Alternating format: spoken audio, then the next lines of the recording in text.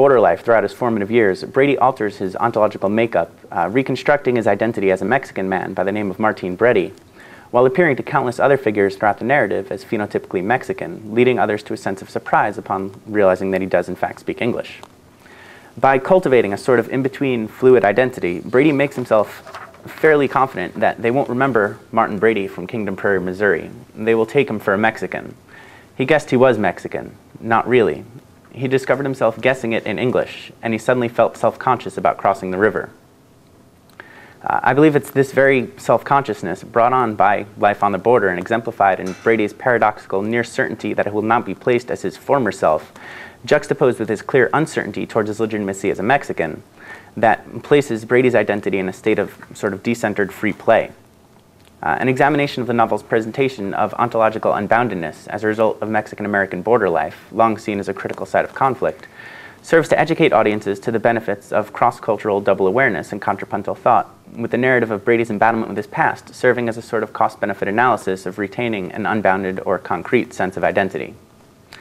I suppose an overview of the methodology I've employed in examining Brady's dilemma would prove fruitful preceding a headfirst dive into the narrative. As far as I understand the general notion of being, I've identified four primary sort of elements or requirements of being, as we may call them. The first being existence, recognition, identity, and infinitude. The first, existence, of the four elements of being, existence is the most basic component. While all four elements are required to truly be an individual, it all starts with existence. One must maintain a physical existence in time and space, kind of to start everything off. If you don't exist, you cannot be, obviously. Recognition. One must be recognized to some extent as existing as an individual. Giorgio Agamben, who we'll deal with later on, has explored the complexities of this notion as inquiries into what he calls the homo sacer, one that can be killed but not sacrificed, due to its relegation outside of the protection of law. Recognition, as I'm using it here, is primarily concerned with the potentiality of an individual to be accepted as a citizen by the government where one lives. And I'll discuss the notion of exile and recognition as related to ontology in greater detail, in the coming minutes. Contemporary examples, of groups not recognized as existing, as I'm using the term here, just to sort of give a somewhat more clear idea of what I'm going on by means of recognition, are prisoners in concentration camps during the Holocaust, or those interned in Guantanamo Bay during the American War on Terror after 9/11, in the sense that these groups were not recognized as having any sort of legal protection in their respective situations. The third element of being is identity, which has kind of a couple of key traits. The first is definable, in that we need an identity. We must be definable to some extent. The middle portion of definable fin is crucial, I think, signifying the notion of putting an end or finish to ontological or identity construction. And this element of being is tied to a desire for a sort of stability. And the fourth is infinitude. We have a natural desire for things not to end. This longing for the infinite is set in contrast with the need for identity and definition, which are connected to notions of finitude or stability. Infinitude, as I see it, ties into a desire to suppress concrete definition or identification, particularly in the sense of identity relating to a sort of subjection by the other, that is, a desire to suppress identity based on the notion that identity itself is entwined in the inability for one's self-definition, how you describe yourself or how you view yourself, to serve as the universal sort of idea, in the sense that one will always be at risk of being defined by someone else, effectively limiting one's own agency. And this is tied to sort of a desire for fluidity in terms of identity. And from here on out, I suppose, infiniteness will be referred to as unboundedness, in terms of identity construction. These requirements are connected with liabilities as well, and the liabilities are what we'll be going over in terms of Brady's narrative in the coming minutes. The third and fourth requirements, identity and infinitude, do create, I believe, a balancing of polemics, a sort of paradox of being that everyone struggles with on some level throughout their life. This paradox of being is closely entwined with interpersonal relationships as well. Those who side with unboundedness, as I understand it, often seek to subvert the presumed existential and subsequently social, economic, and political hierarchies inherent in any interaction, aiming to flatten the hierarchical scale in order to relate to the other with a more open sense of identity and space. Those who side with identity, however, often base their sense of self on the existence of some ultimate truth that they're striving towards, often structuring their ontological existence via a hierarchy, with the ultimate being residing at top, and the driving point behind one's existence being to come as close as possible to achieving this ultimate truth. And again, the required elements of identity unboundedness being tied to competing notions of stability and fluidity result in inevitable paradox of being. And this paradox is in a primary existential and ontological dilemma, placing the individual in the position of leaning more towards either identity or unboundedness, leading to a necessary reconciliation between the two. While both elements of being are present in every individual, one is oftentimes more prevalent than the other. And it could be said, I believe, that the most intriguing literary characters, and people in general, I suppose, are those who most notably are torn between the two elements, not sure where they land. Early on in the narrative, Lee alludes to a fundamental difference on an ontological level between Texas and Mexico proper and the border area between the two nations. Trekking through Mexico en route to the United States Army base at Fort Jefflin, an allusion to Fort Bliss in El Paso, Major Stark Colton remarks upon some breeze for a country that's not fastened down, with the Major's wife soon after expressing her displeasure with traveling along the border. Lee writes, "She watched his back as he cantered forward, rejoining the troopers. To follow him, she thought, to this dreadful place. Oh, Ellen Henderson Colton, you have followed that back of his night uniform to this dreadful place." She ached in all her body from the bruising wagon, and she felt utterly used from trembling in the darkness. Now in the light, her terror was gone, changed to raw-edged longing. She wanted only to be safe and to be clean again. She wanted to be at Fort Jefflin. Whatever that might be, it was the blessed earth of a United States military reservation, where Ellen Colton expected some familiar things, some security, some order, in this wild, horrid, unknown place. In describing the border area as not fastened down and lacking in security and order, the space is immediately aligned with the unbounded, particularly in contrast with the seemingly more identity-bound American lands to the north, the lands that Ellen Colton misses so much. Major Colton's arrival at Fort Jefflin is arranged in order for the U.S. Army to help track down a rogue Apache named Fuego. Colton explains that he and his troop are going into the field after this Fuego brute until we kill him or until he quits, implying a desire among a particular group of Americans to bring a sense of finitude or stability to the unbounded border space, a sense of control over the uncontrollable. Alongside the embedded commentary regarding the border area as an unbounded space, Lee's novel explores the ontological precariousness of the unformed identity, particularly that of children, the identity of the younger set, I suppose. One of the children residing at Fort Jefflin is Barney Rucker, the young son of Captain John Rucker. Displaced from his home at a young age, much in the same manner as Brady was years before, albeit in different circumstances, the effect of border life on the immature, or at least unrefined ontology is alluded to as being highly influential.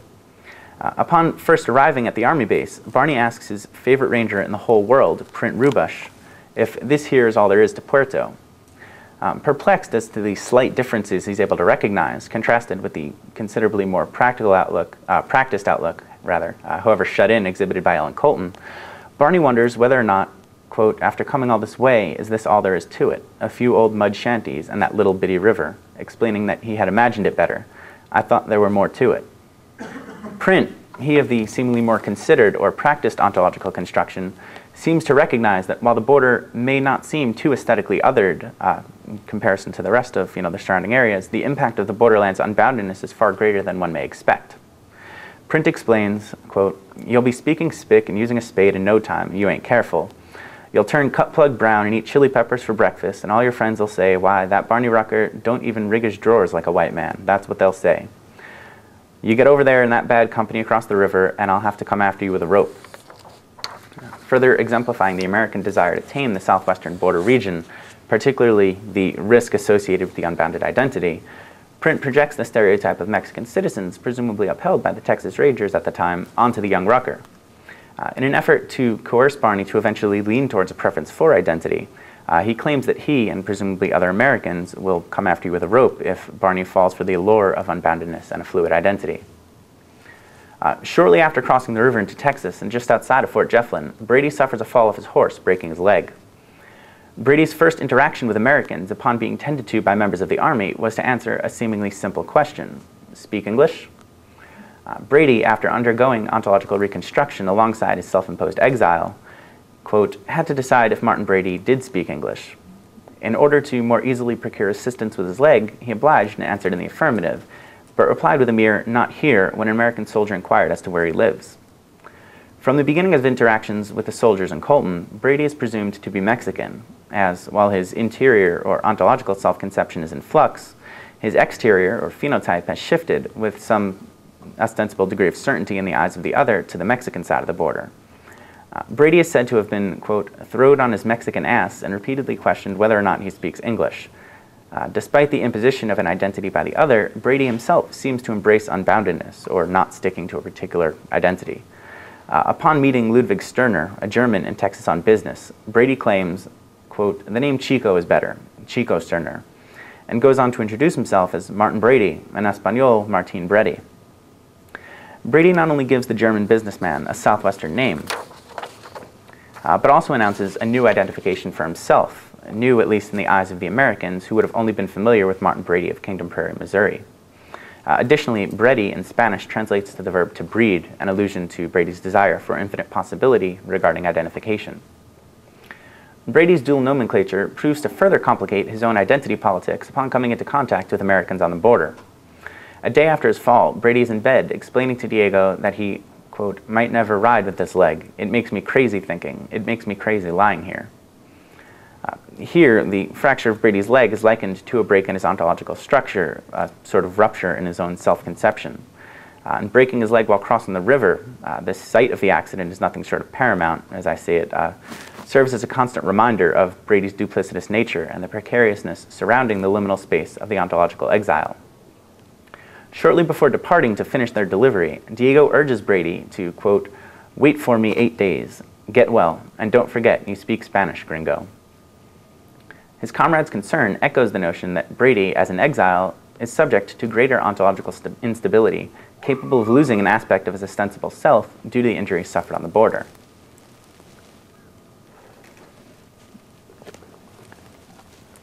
In our initial sightings of Brady, we can gather that he has voluntarily exiled himself from America, and while no longer identifying himself as a Mexican, he does not yet seem comfortable identifying himself as American or Mexican. He prefers at this point in the narrative to remain ontologically ambiguous, persisting in a state of exile both spatially and existentially.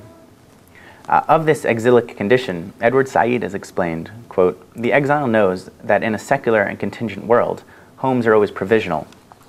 Borders and barriers, which enclose us within the safety of familiar territory, can also become prisons and are often defended beyond reason or necessity. Exiles cross borders, break barriers of thought and experience. At this point, Brady remains relatively complacent, though perhaps not quite fully content, with his ontological ambiguity. Through Brady, the narrative explores the in-between of Said's two facets of exile, both the intriguing ability to break barriers of thought, as well as the notion of exile as a condition terrible to experience, being, quote, the unhealable rift forced between a human being and a native place, between the self and its true home. Brady is ostensibly complacent regarding his condition, going as far as to correct Ludwig's assertion that he is homesick with the counter, you got the word wrong, I haven't got no home. I sort of take this scene to accurately indicate Brady's continued acceptance, however sort of weakened, to maintain an unbounded identity in order to grow and learn on an existential level. And in terms of his reconciliation with the paradox of being that we referenced earlier, Brady's, as the narrative moves along, slowly beginning to move closer to the center towards a sort of notion of identity. To further examine Brady's exilic condition, I believe we must heed Mary McCarthy's assertion that the exile is essentially a political figure, though the offense he has committed may have been in the sphere of morals. And given that Brady's initial reason for leaving Texas was to escape prosecution for the murder of his father's killer, a profoundly moral and political reason for exile being as, prosecution would brand him under the political, spectrum of being a murderer, so it would give him a set identity. It would help to discuss exile and unboundedness alongside what is often seen as the basis of Western political philosophy for much of the 20th century, the concept of bare life. The Italian philosopher Giorgio Agamben defines bare life as when Zoe, which is the Greek term for life that holds no political significance, is brought into the political spectrum. Agamben explains that bare life is necessary in every form of government, every form of society, because citizens of the state need something to look at and say in one voice, we are not them, and we're proud of that fact. Bare life is the exile, the outsider, the person without an identity, the refugee whom no one will lay claim to. Bare life is the exclusion. To fully make sense of this concept, however, is to recognize that the exclusion, as Agamben refers to it, is never really excluded. It's essentially an inclusive exclusion, however paradoxical that may sound. It is in this head-on collision of identity, or inclusion, with unboundedness, or exclusion, that the paradox of being comes into full effect. We cannot have one without the other, and both are necessary in the construction of the self and in the construction of any society. Agamben, in his work, expands on some ideas originally proposed by French philosopher Michel Foucault, in which he explains that in the past, man remained what he was for Aristotle, a living animal with the additional capacity for a political existence. But eventually, Foucault dates this shift around World War II, but I contend that particularly in terms of the Mexican-American border issues, the mid to late 19th century would be a fair starting point for this shift. That something changed and man was seen as, quote, an animal whose politics called his existence as a living being into question. Agamben takes the basic ideas for what Foucault referred to as biopolitics, the process of the exilic Zoe being included in state power, and expands on them, providing us with applicable insights on how the biopolitics that Foucault began working on appear in modern government and society. Such philosophical concepts, while profoundly difficult to relate to as mere abstract ideas, are entirely tangible entities when literary characters are brought into the equation, allowing us to historicize literary artifacts while making connections between, for instance, a narrative of the Mexican-American border in the late 19th century alongside an examination of identity politics. Using Agamben's definition of bare life as the inclusive exclusion, the idea that the other that the law is set against is never outside the law itself, Martin Brady exists explicitly as both an exile and bare life. Brady chooses to disengage from both his American and Mexican identity, occupying a strange liminal space that Agamben describes as, quote, breaking the continuity between man and citizen, nativity and nationality, choosing to define himself as a man without an identity, if he indeed defines himself at all. Exiles are deemed bare life because the state creates laws that affect a set sect of people, those people the law deems citizens. When a person abandons citizenship, whether it is political, racial, or other, they also abandon their political identity, thus putting themselves outside the protection of any law. By not identifying with a particular side of the river, Brady puts himself outside of a national citizenship of sorts, giving up any rights, legal, material, and potentially communal, he may have had as either American or a Mexican. If, as Victor Hugo suggests, law incarnate as the citizen, and if, as we have surmised thus far in our discussion of exile and identity, the exile is the displacement of self from national law, then the exile is logically the self absent of national citizenship. In the eyes of the state, then, the exile exists but does not matter. That is, the exile, in lacking the state backing and protection brought about by citizenship, lacks a functional self and can be treated or mistreated at the discretion of the sovereign. While any individual is at risk of being deemed bare life by one sovereign figure or another at any time, the situation of the exile is worsened due to the notion that no sovereign lays claim to him, so he's not really protected by anyone. He is always decentered, always at risk, never at home.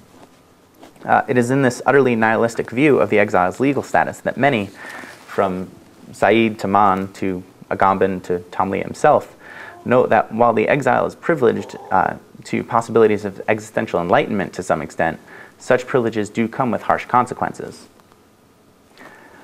Shortly before the earlier mentioned conversation with Ludwig about homesickness, we're privileged to examine an interior monologue in which Brady addresses himself, claiming his mind had long since met the broken-legged Martin Brady. He was no companion. He despised him. Now that he knew him, he was not sure he did not despise all Martin Bradys, with one leg or two, afoot or on horseback, unarmed or with a gun. When he looked for the one he wanted, the image would not form. The kind of Martin Brady he looked for was an empty place. There was nobody there. Here, Brady acknowledges his own duplicity to a rather strong degree of chagrin. In further interrogating his own ontological and existential choices, Brady continues, Is it so easy, finally, to die? And if it is not so easy, is it easier to live the way you live? What do you plan, Mr. Brady, filling your belly until you die anyway? Do you have any plans? Any engagements for yourself beyond the belly filling and a few fiestas? Beyond not wanting to do now what you absolutely must do later, which is die? Tell me.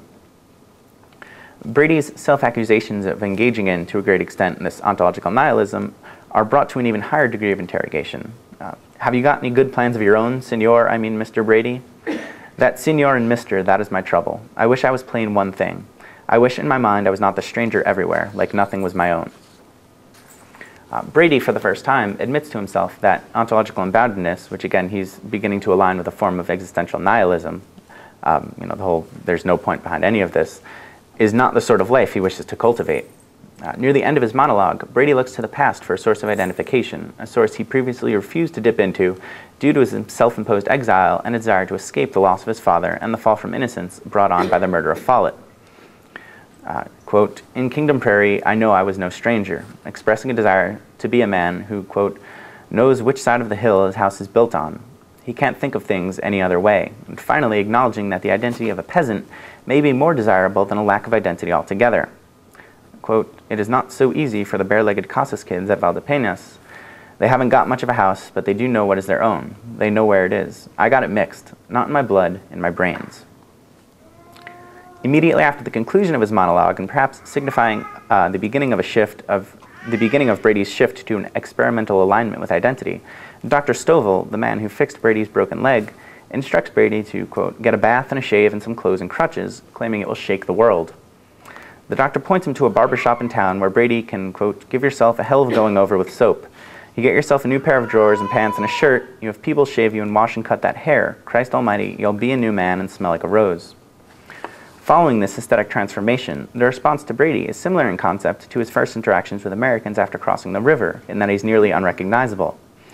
Under the surface, however, Brady's transformation is less for aesthetic reasons than to serve as a signifying shift in ontology.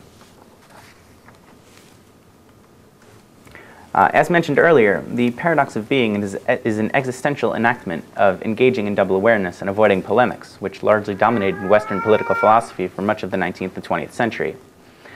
Polemics has played a large role in much of the American-Mexican border discussion since the mid-19th century and continues to figure prominently into modern identity politics. In terms of the paradox of being, I believe the two notions on which the paradox balances, that is, identity and unboundedness, are the respective poles. One who aligns solely with identity, for instance, would be deemed a polemicist for, completely shutting out the aspect of, unboundedness. Ideally, of course, we would be directly in the center, giving due respect to both, but due to the imperfections apparent in human interaction, we tend to lean one way or the other. Foucault has explained the polemicist as one who, quote, tells the truth in the form of his judgment and by virtue of the authority he has conferred on himself. It establishes the other as an enemy, an upholder of opposed interests. Problematically, the polemicist does not engage in questioning or being questioned, which is the very act that the double awareness essentially advocated by Leah's novel requires. In the situation of polemics, only one interlocutor, the polemicist, has legitimacy, while the enemy is seen as wrong, harmful, and evil, pushing one group to the periphery of legal and ontological legitimacy and into the zone of exile. Our two most prominent political theorists in terms of identity politics discussed here, Foucault and Agamben, view the issue of double awareness and polemics as merely two sides of the same coin. Foucault deems the ability to think critically and embrace a double awareness as the trademark of modernity, hearkening back to the best aspects of the Enlightenment, while Agamben posits the concentration camp, the tangible incarnation of bare life as he sees it, as the norm of modernity. So he sees it in a more negative light. And while Foucault views the modern critical awareness in a positive sense, encouraging modern man to critique and interrogate limits of power and the full range of identity possibilities up and down the range of between identity and unboundedness, Agamben sees modernity in a more negative light, viewing the lack of a double awareness as the key factor in the very possibility of the modern political exile and in the very possibility of the ontological and existential nihilism that Brady so dreaded.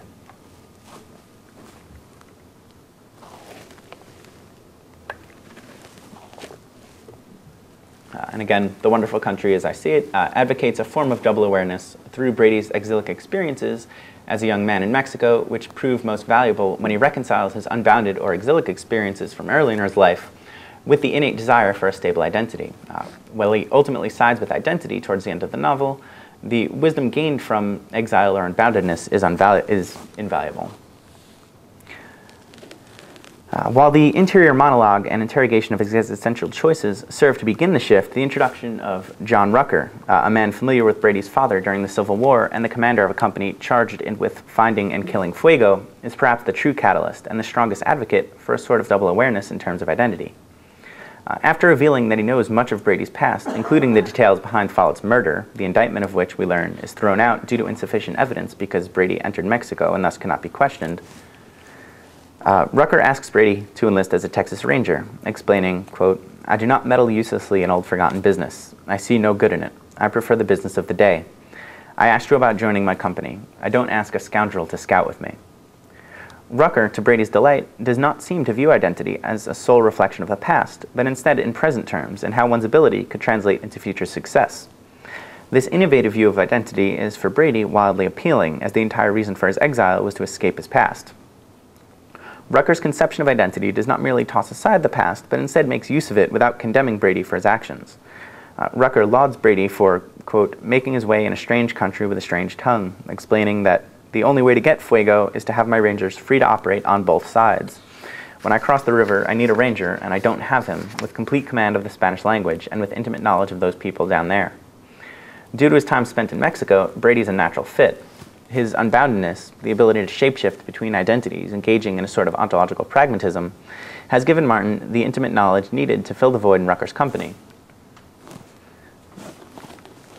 Upon receiving Rucker's offer to join the Rangers, Brady's ontological shift moves closer to the side of identity. When asked of life as a Ranger in making use of the experience brought on by his unboundedness, Brady tells Rucker, I never heard of nothing in the world I would like more. I did work for Don Cipriano Castro. I was going to quit. I made up my mind. I was going to stay on this side. This appears in terms of Brady's narrative to be his first attempt at obtaining a stable identity since he crossed the river into Mexico as a young man. Brady's sort of flirtation with identity is still in its beginning stage. Lee emphasizes the need for emulation in an identity experiment. Of Brady's entrance into Rucker's home after accepting a position with the Rangers, Lee writes, quote, "Clean and combed, Martin walked through the door into the Rucker parlor. He emulated the captain carefully, hanging his hat, then his gun belt, on the deer horn rack by the door, and he turned toward the room with a kind of straight-faced, awkward excitement. At dinner, Brady is equally apprehensive of his new ontological preference. Quote, Martin sat straight and tense, acutely uncomfortable with the desire to deport himself well. He covertly watched the captain's hands to see how he buttered the cornbread, how he used the knife and fork on the gravied meat. The captain used the spoon with the beans. Martin imitated the example. Imitating Rucker's example, not only of table manners, but of maintaining an identity and relating to the past in an innovative, constructive manner, Brady is able to begin coming to terms with himself and his past, settling on a name for himself, and proclaiming resolutely, quote, "They will have nothing to say to Private Martin Brady, the Texas Rangers. I'm through with all the old times now." That's not to say that Brady abandons his previous penchant for unboundedness altogether. That would be, I believe, far too simple of a switch and one that would leave logical holes in the narrative. As I mentioned previously, an individual's preference for identity or unboundedness has much to do with how one relates to the other. And while I do believe that one leans one way or the other, both methods of being are always present. Brady's experience as an exile, as an unbounded individual, allows him to gain existential knowledge of both sides of being, an experience that, as Rucker explains to him, not many people are privileged to have. This is reflective of Said's conception of the exile, quote, breaking barriers of thought and experience. Thanks to his exilic experiences and his subsequently pragmatic ontology, Brady is able to recall unboundedness in his interactions with others when the need arises. On one trek out with the Rangers in Mexico, Brady comes upon an armed man and makes use of this ontological pragmatism. Quote, a man came from around the corner of the house under the trees. He was armed and wore spurs. He walked forward with his eyes fastened on Martin, kicking at the sidling dog, and spoke. Who do you look for? Senor Asansolo, at your orders. Martin Brady, at yours. What do you want? I'm from Valdepeñas, Hacienda de Valdepeñas. You appear to be from Texas, without horse. I have been there. I crossed the river late last night. Late. I went to the station of the Chihuahua stage. I went looking for a friend of mine. While Brady does here exhibit unbounded ontological tendencies, going back to his former name that he went by in Mexico, it's not a regression to his former ways, but instead an example of the newly conceived Brady identity, the one which I believe the novel as a whole argues for. He has, with the aid of Rucker, learned to make use of his past in a constructive manner, despite how torn he was about it prior to joining the Rangers. In an essay entitled Truth and Power, Foucault explains that each society has its regime of truth, its general politics of truth. That is, the type of discourse which it accepts and makes function as true. The responsibility of the modern critical thinker, then, is to interrogate the reasoning behind why the particular discourses that a state deems true are seen as such. Merely accepting universal truths does nothing to advance a society and only allows for perpetuation of state-produced docile bodies in order to further expand the most dangerous traditions, such as polemicism in terms of identity construction. Due to his experiences in exile, Martin Brady is able to shapeshift in a sense, allowing him to display a double awareness and successfully interact with individuals he would not otherwise be able to, proving Rucker's theory that the unbounded individual does in fact have a useful place in society. Due to a thorough reconciliation of the paradox of being, that is, of the split between the desire for both identity and unboundedness, Lee's narrative of the Mexican-American border is one of hope for modern society. The novel advocates a sense of double awareness brought into the equation by the ontological exile, who's able to restrain, at some point, the desire for freedom and expansion. This speaks not only to ontological tendencies, but also to international relations between the border states. Martin's value is seen not only by Rucker's Rangers, but in also connecting cultures, performing a sort of gymnastic thinking in order to open up the country at the turn of the century. For instance, at one point towards the middle of the narrative, Haidt tells Brady of his hopes for Brady's future, and Leah writes, "Before long, the survey party will be running the line. We want a man like you with that survey. You know the country, the people, the Indians. You know the way the rascals operate down there. There's also the matter of a little contract for furnishing railroad ties later. This country is opening up, sir, for a man who knows Mexico."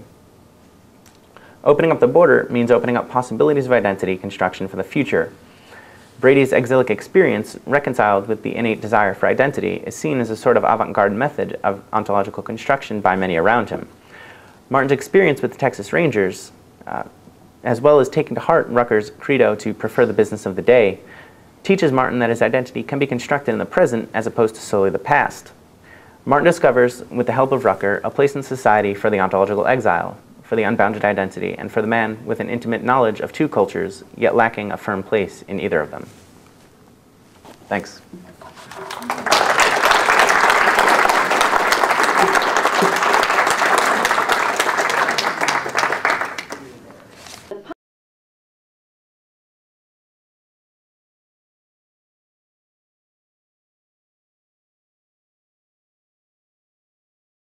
Of The Sun Also Rises, Jake, the protagonist, has a conversation with Montoya, the owner of a hotel in Pamplona, where his group is staying during the Feria de San Fermin.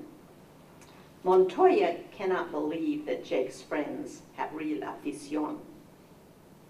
The narrator explains, afición means passion. An aficionado is one who is passionate about the bullfights. He then goes on to explain that the bullfighters with real afición stayed at Montoya's, whereas the commercial bullfighters stayed 1 year and then did not return. Jake tells of the times when Montoya introduced him to the Spanish aficionados who stay at the hotel. Quote, "It amused them very much that I should be an American. Somehow it was taken for granted that an American could not have afición. He might simulate it or confuse it with excitement, but he could not really have it." Hemingway was to demonstrate his afición in a number of ways, in a number of works, both fiction and nonfiction. Bullfighting featured prominently in Hemingway's first successful novel, that was The Sun Also Rises, as well as in an assignment he had during the last active year of his life. He was in Spain following a mano a mano between Antonio Ordóñez and Luis Miguel Dominguín. And this assignment was from Life magazine, and they were to do a series of articles on this That series of articles was later published after Hemingway's death as The Dangerous Summer. Besides the full-length works, a number of short stories prominently feature the bullfight or bullfighters or would-be bullfighters. Among my favorites, because it's so poignant, is a story called The Capital of the World, in which a young boy named Paco wants to be a bullfighter.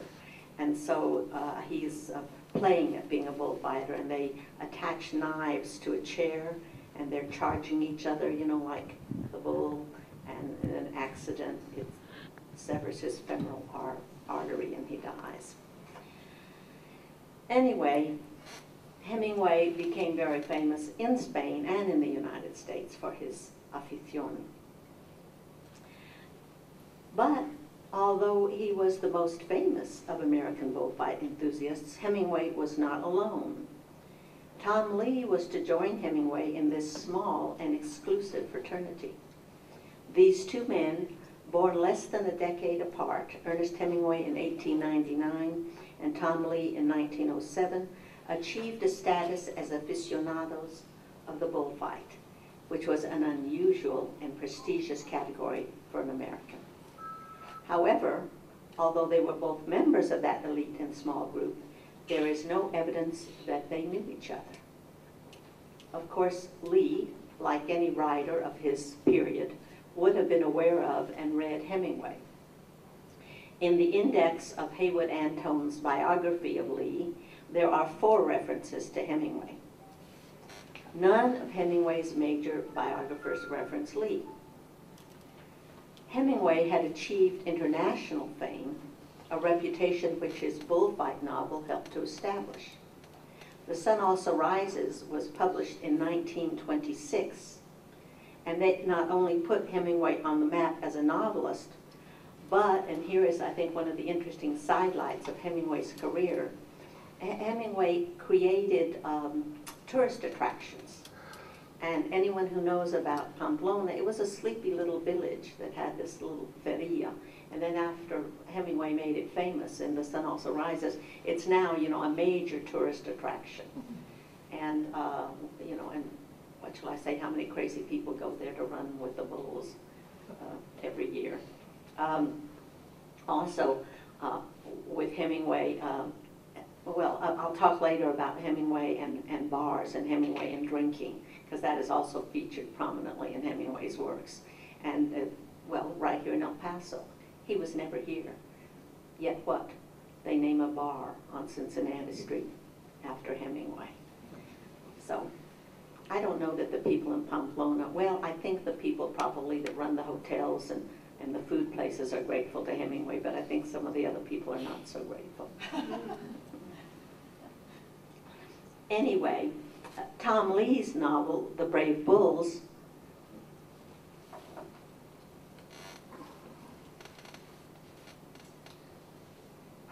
was not published until 3 decades later, 1949, okay, from 1926 to 1949.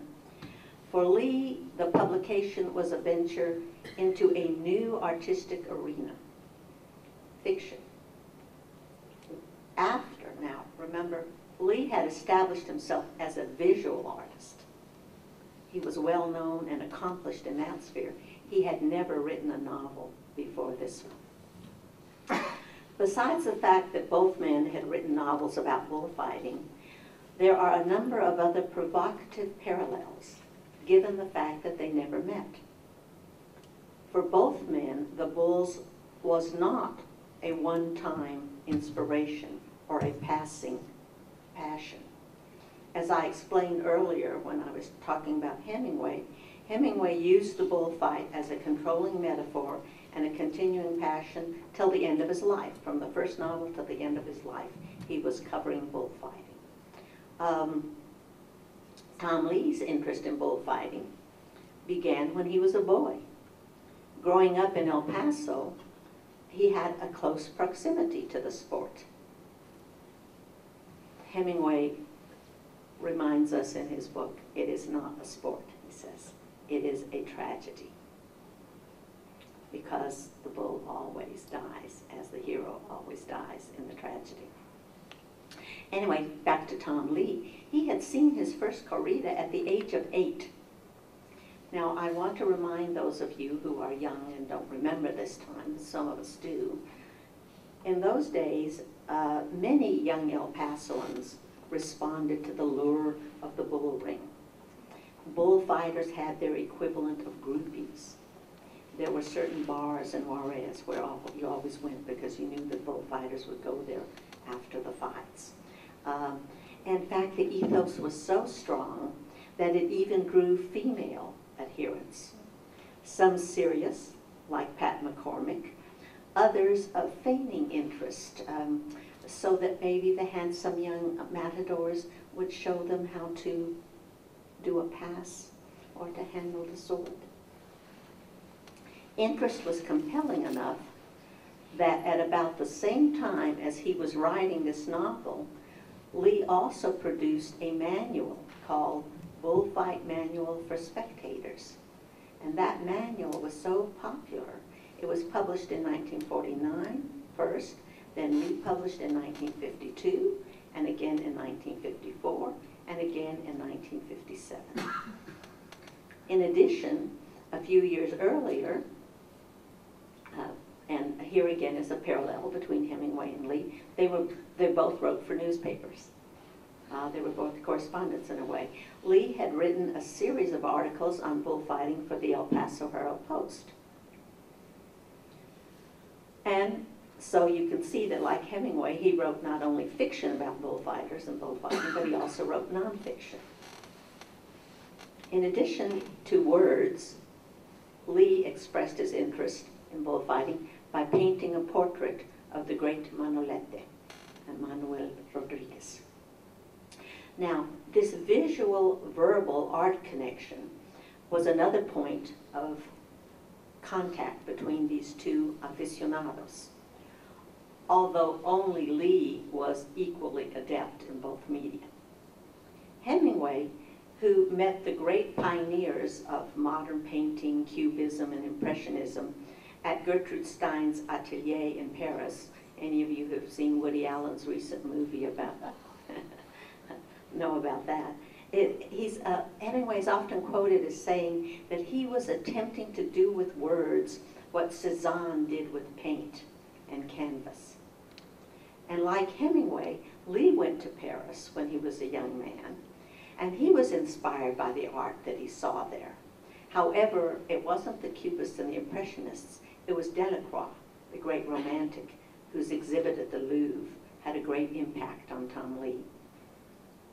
And one can see, when one looks at Tom Lee's works, the romantic impulse, the romantic impression.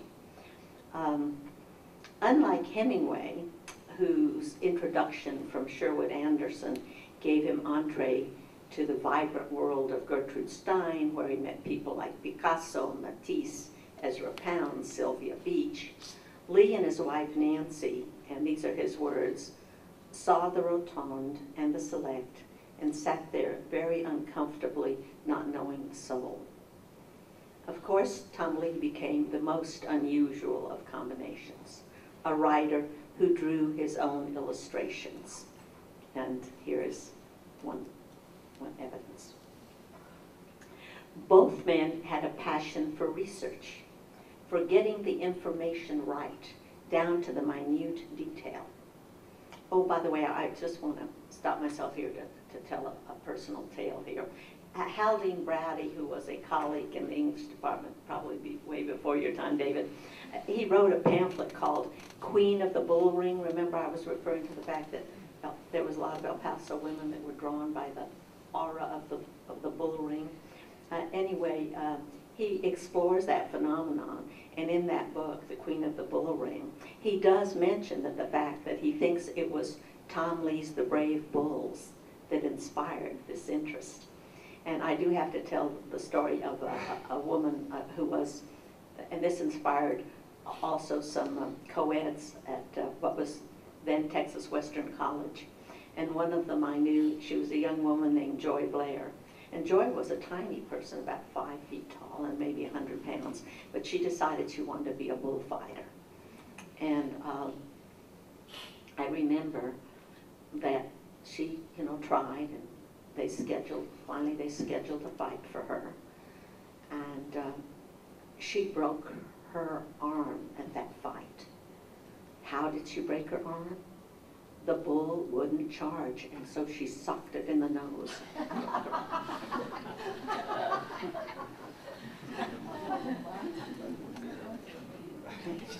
Anyway, back to research. See, you're not the only one that knows all about El Paso. I went to a bullfight over there. Me too, me too. At one time, I don't know if you all know, but one time there was actually 2 bull rings in Lawrence. We had a very active bullfight. Anyway, both men had this passion for research, for getting the information just right.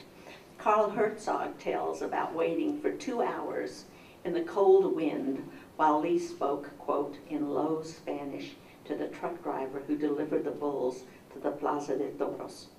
According to Herzog, this peon had ideas which might be deeper than those of the hacendador, who was supposed to know all about the bull. Tom's eyes sparkled with enthusiasm as he interviews this unexpected aficionado. Here was a new angle, more know-how, the inside dope. No bits of knowledge are too small, no compromise with half-facts. He had to know everything, regardless of the hours and energy it took. Hemingway's famously articulated credo about the necessity for the depth of research appears appropriately in his bullfight book. And this is after The Sun Also Rises, Hemingway wrote this book, Death in the Afternoon. It's a nonfiction book about bullfighting. And in it, he articulated what is popularly known as his iceberg theory.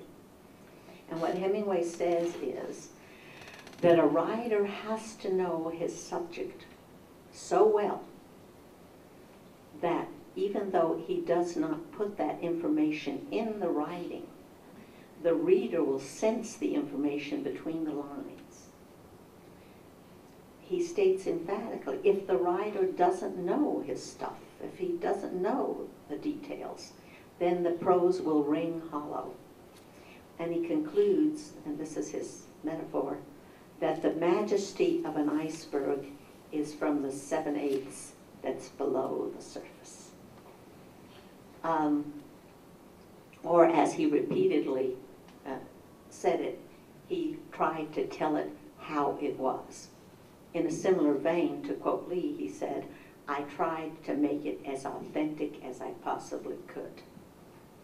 To return to the bullfight connection of their first significant fictional accounts, although the bullfighter is featured in both novels, it is Lee whose gaze is more detailed and persistent. In The Sun Also Rises, Pedro Romero is a key character. Some might say he is the code hero of the story, but the protagonist of the story is Jake Barnes. It is his agon, his agony, that we are focused on. The story of Sun Also Rises begins in Paris, and the entourage from Paris goes to Pamplona for the feria. And they don't arrive, however, to Pamplona until chapter 13. Pedro Romero, our bullfighter, is not brought on the stage until chapter 15, where he is pictured in a room for his ritual dressing, with his sword handler and 3 hangers-on.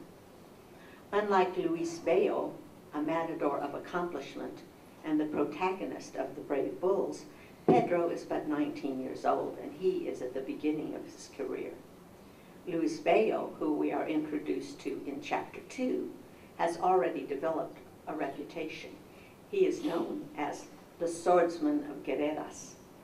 In fact, the plot starts in chapter 1 with Eladio Gomez, who's the impresario of a bull ring in a city called Cuenca.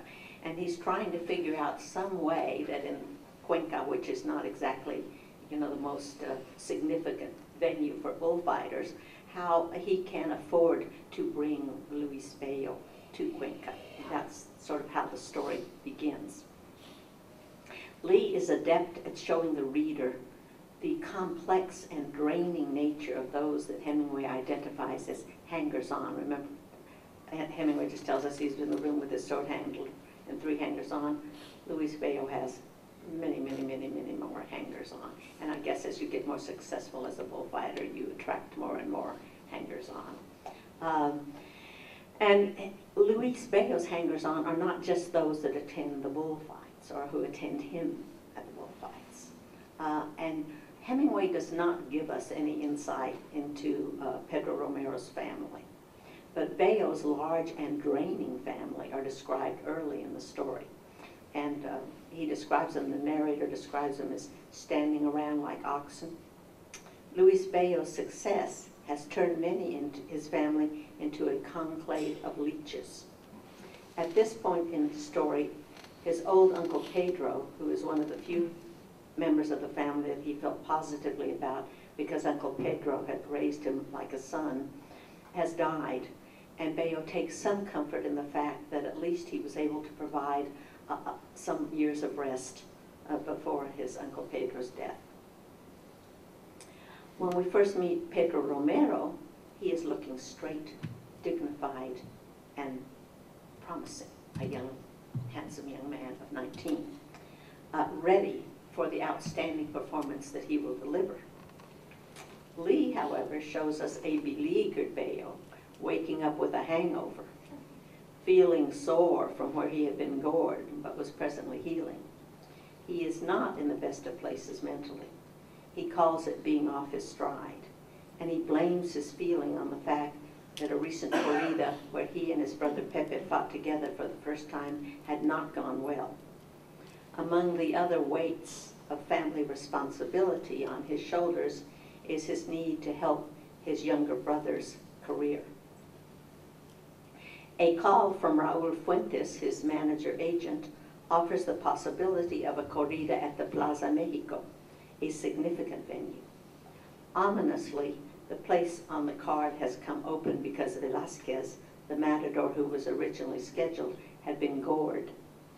Before he leaves his family in Guerreras, his brother Alfredo bursts in to announce that he has gotten drunk and wrecked Luis's brand new car. But he explains not to worry, it was a fortunate accident because he is not hurt. Furious, Luis Bello throws him out of the house, although he is sure that once he leaves for Mexico City, the family will take him back. The family standing around during these scenes are described as like cart oxen. And this infuriates Luis, and he screams at them about the way they all mooch on him. Quote, "Everybody asking for money. You ask me for money in my sleep. I pay for this house. I pay for everything with my flesh. My flesh, do you understand? The flesh I expose to the bulls while you get rotten with fat." For both Hemingway and Lee, besides the ritual, the pageant, and the attendant excitement of the bullfight, the core of the experience is the moment of truth. That ritualized test of courage, which is at the heart of the event. For Hemingway, it was only the bullfighter who lived his life all the way up as he faced death regularly. Death every Saturday afternoon. This brings us to another area where Lee and Hemingway parallel each other in a significant way. Bullfighting is about facing death, albeit in a ritualized manner. And both Lee and Hemingway had seen war firsthand. Hemingway had been blown up as an ambulance driver in World War I. Then, in the 30s, he covered the Spanish Civil War. And finally, in the 40s, he came ashore with the troops on D-Day. He faced death repeatedly.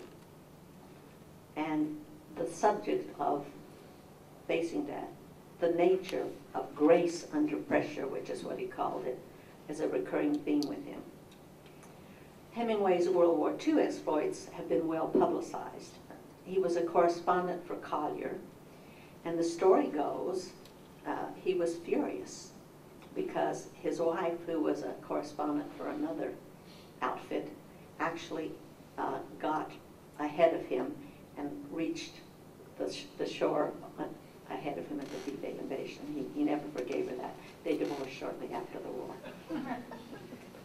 In a humorous aside, Hemingway claims that he reached Paris ahead of the Fourth Army and he liberated the Ritz bar.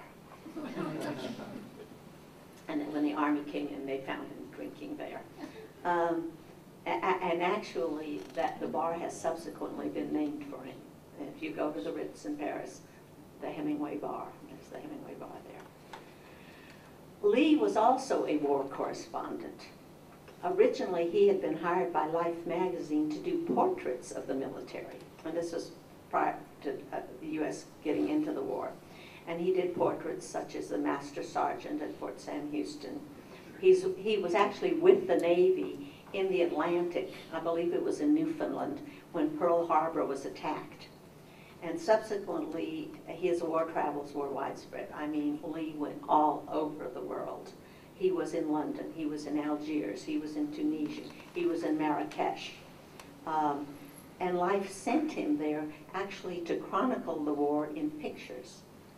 And of course, we've had wonderful military historians come and talk to us about those pictures. He traveled with the Navy, with the Air Force, with the Marines. He went from Cairo to China to Karachi to the Sichuan province, drawing some of the iconic images of the war, including flying the hump, hitting the beach, the 2,000-yard stare, and the price. He also did portraits of some of the great war heroes and military leaders, such as Jimmy Doolittle, Claire Chennault, General Stilwell. In China, he drew General Chiang Kai-shek. His pictures of the Battle of Peleliu are priceless. After the war, Lee returned to Texas. He had done a portrait, as I mentioned before, of the great Manolete just 2 years before he was gored to death in Spain. And Lee had this idea, and he sent a proposal to Life magazine. And the proposal was to do 14 paintings and a 7,000-word essay about bullfighting. This is the response he got from Life magazine. What's this bullfighting? Nobody's interested. Hemingway is way out of date. But Lee could not let go of the idea, and it grew from an article into a full-fledged novel, as Lee grappled with the artistic conflict that certain things could not be painted, such as the interior of a human being, as Lee put it, a man's heart and brain. Now, if you've been a visual artist all your life, that transformation to a verbal artist is not an easy one. And it was difficult, and he came to understand the key differences between the tools of painting and drawing and the techniques of creating scenes and dialogue. And he did what few artists have done. He allied the two forms of artistic expression, the verbal and the visual.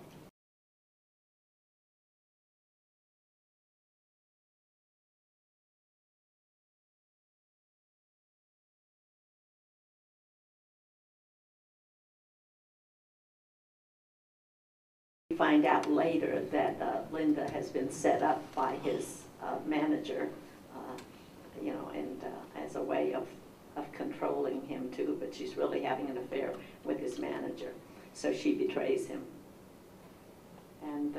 And here is a key part, and I'll get to this now.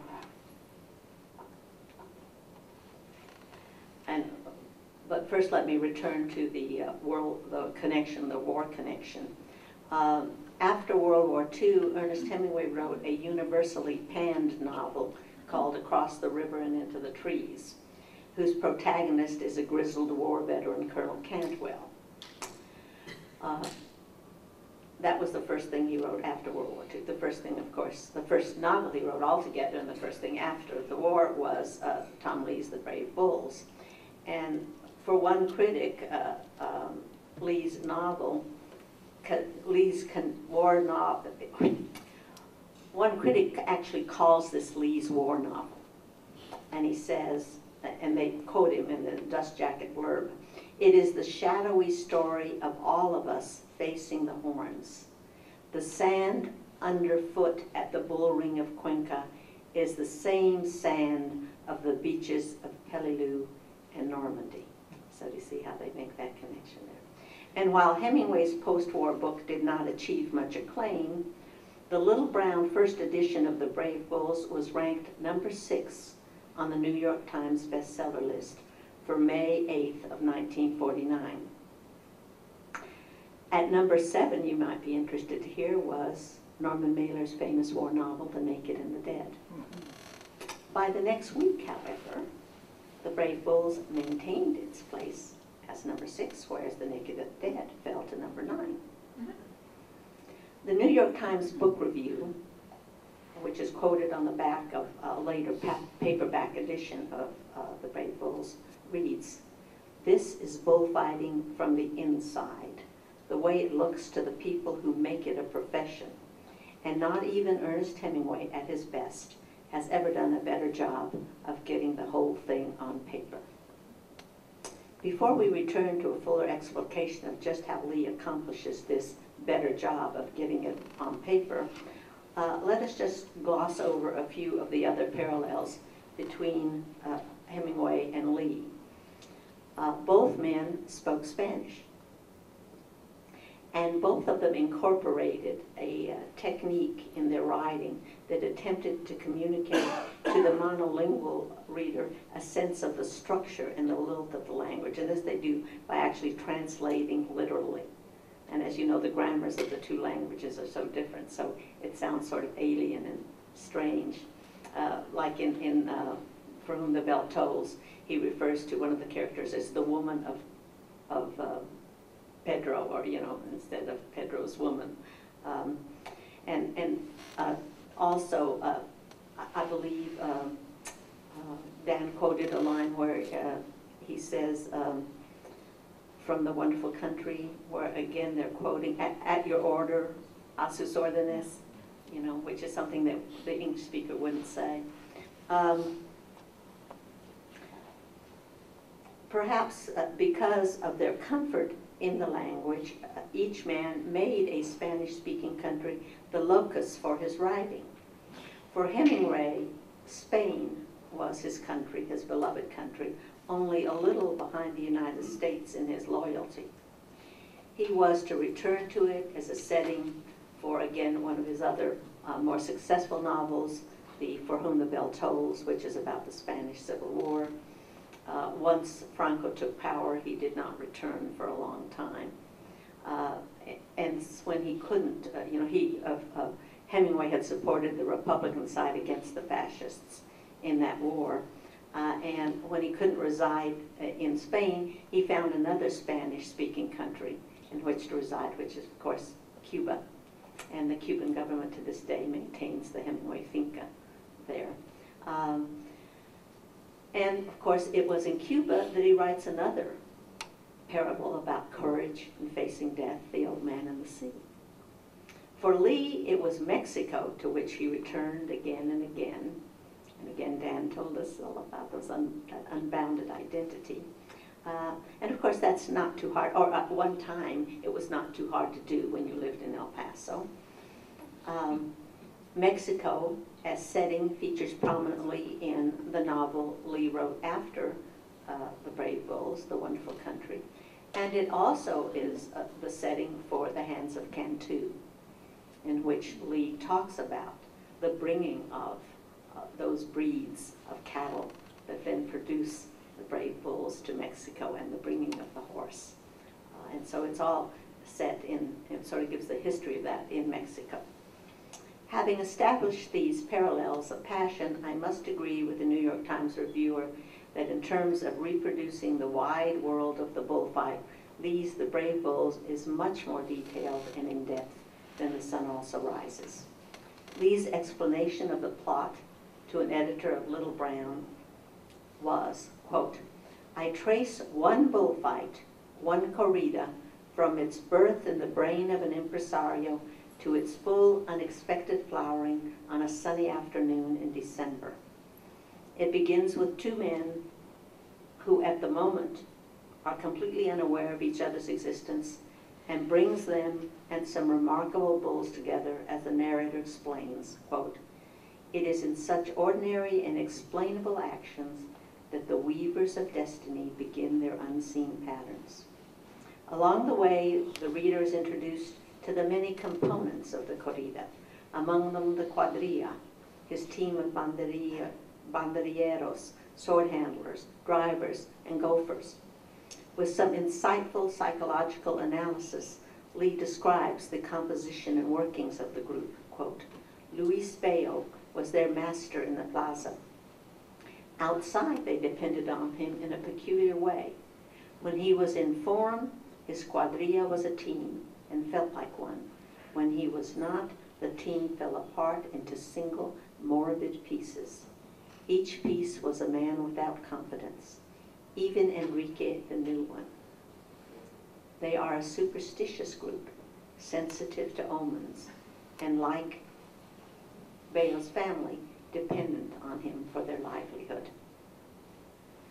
Another area where Lee excels is in his explication of the business of bull breeding, and that's why I stopped here. And this is not unexpected, and this is explicable again because it was a visit to the Hacienda del Saus in Zacatecas, where Lee was hosted by Don Julian Yaguno, that the seed for the novel was first planted. Lee writes, quote, I did not know it at the time, but I know now. When I walked into the stone lintel doorway, I was walking into the writing of a book. A central part of the novel consists of the visit that Eladio Gomez, the impresario for the Cuenca Bull Ring, makes to select the bulls for the Bello Corrida, because Luis Bello has insisted on bulls from Las Altas. And he describes Las Altas as the greatest bull ranch in Mexico. Don Tiburcio Balbuena, the owner, is modeled after Don Julian Yagunos. As Balbuena tours Eladio Gomez through the hacienda, the reader is educated about how the breed stock is selected, fighting spirit and bravery being the prime indicators. Don Balbuena brags about his purebred fighting stock that he had brought originally from Spain. A step-by-step manual on the development of the creatures who give their title to the novel, The Brave Bulls, is unfolded.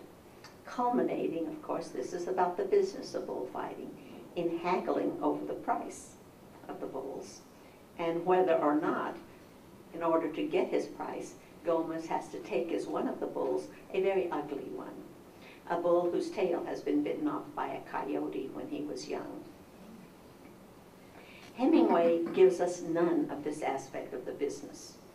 Our encounter with Pedro Romero is in the bull ring and shows him in top form.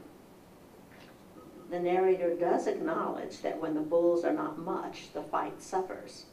Hemingway explains the difference between Romero, identified by Montoya as the real thing, and other bullfighters who, quote, fake the look of danger. Romero works close to the bull. Jake studies how, quote, Romero never made any contortions. Always it was straight and pure and natural. Lee, on the other hand, also shows us Luis Bello when he is not at the top of his game. The announcer at a fight at Plaza Mexico toward the middle of the novel describes, quote, a very mediocre high pass. The bull does not turn for a repeat. Luis Bello is trotting after the bull. There is some whistling from the crowd. This is a very dull, friends of the radio audience. Bello is angry, The swordsman of Guerreras has not shown us anything yet this afternoon. He has not shown his usual feeling of domination. The details of what follows are quite gruesome, as Bello tries again and again to make the kill, hitting solid bone, attempting to sever the spinal cord at the base of the skull, but not achieving this until his 9th attempt. When he leaves the arena, there are tears on his face, and some spectators throw cushions. In The Sun Also Rises, we are never privy to Pedro Romero's inner being. We do not know what he is thinking or feeling. The characters comment on how easy he makes it look, but what it takes from his perspective to face his possible death is not explored. Lee gives us what Bello is feeling and thinking. Quote, all of Luis Bello, the breath he took, the blood that pumped through him, the hands and wrists that held his knowledge, the eyes he saw with, the feet that felt the sand under him, all of Luis Bello, all of him cried out the sentience of being alive as he stepped towards being alive no longer. The narrator explains how the many years he had spent in plazas, quote, were his servants now, rushing up to guard him. But experience is not enough, and Luis Bello ends up running from the bull. He ran away and jumped the barrera. Later, when he returns, after his brother has been gored, the narrator describes his courage. Quote, nothing reveals so much of what a man has carried within him. Nothing strips him down so bare. Nothing probes so sharp into this yet living heart as the true expectation of a violent death in the moment of its approach. The final corrida in Cuenca is long and detailed. First one and then the other brother is wounded. Both, however, return to the ring. Both equip themselves bravely in the end to be carried out of the ring on the shoulders of the crowd. Luis does not want to be carried. He wants to demonstrate his mastery by walking out of the ring on his own 2 feet. In the last words of the novel, he says to his brother, we'll live forever and both get rich. Now, before I continue, I'd like to show you the rest of the drawings because I'm such a fan of Tom's art. Remember I told you he got gored? And of course, remember he gets on the card at the Plaza Mexico because another matador is gored and killed, and this, of course, is they're paying their respects at the funeral, which is not a good omen, to replace a guy who's been gored and buried. And here, of course, we have the ominous facing at the Plaza de Toros in Cuenca. And as I said, remember I quoted you that thing where, you know, that moment of life with the presence of death, the hand of death so close to you. And finally, the end where they're what? Going to live forever and get rich.